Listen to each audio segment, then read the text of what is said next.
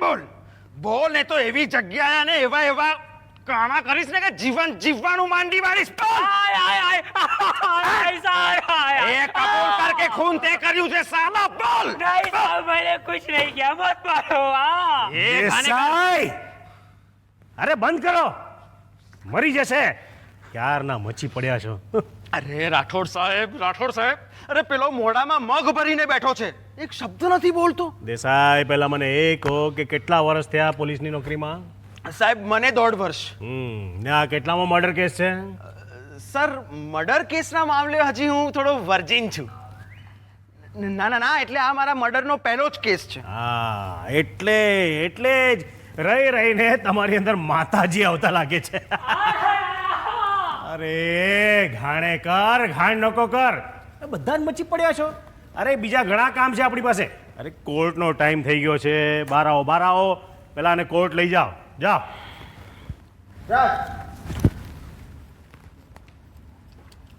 સાલા કોણ કોને લઈ જાય છે જ ખબર નથી પડતી. અરે સર એ બધું જવા દો તમે દેસાઈ, પહેલી વાત, રીઢો ગુનેગાર ક્યારે આટલો માર ખાય જ નહીં. એ જો પકડાય ને કે તરત પોતાનો ગુનો કબૂલ કરી નાખે, એવું શું કામ જેથી કોર્ટમાં એનો વકીલ ઇઝીલી સાબિત કરી દે કે આ કબૂલાત તો ધાક ધમકીથી કરવામાં આવી છે. એટલે તમે એમ કહેવા માંગો છો કે પેલો માણસ નિર્દોષ છે કાં તો નિર્દોષ છે કાં તો ગુનેગાર છે. પણ મારો અનુભવ કહે છે કે આ માણસ નિર્દોષ હોવો જોઈએ. પણ હલો વર્સોવા પોલીસ સ્ટેશન કોણ હા પાટીલ સાહેબ બોલો લાવો અહીંયા, મચી પડ્યા છે. બોલો. हाँ पाटिल साहब बोलो. क्या चल रहा है? अरे यहाँ तो सब ठंडक ही ठंडक चल रहा है.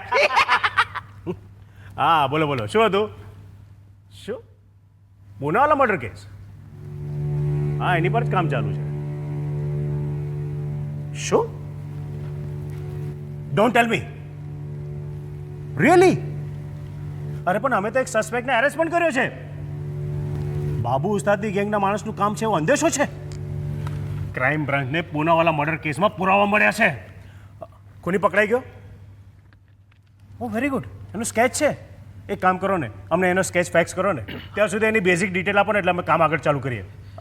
લખો. સળ પાતળ બાંધો, પતલો લાંબો, હાઈટ 5 ફૂટ 9 ઇંચ, મૂછો છે, સાઈડ પાથીવાળા વાળ છે, ગૌવર્ણ અને પીઠ પર લાખું હોવાની શક્યતા છે. That's it. Okay yeah thank you sir એક મિનિટ.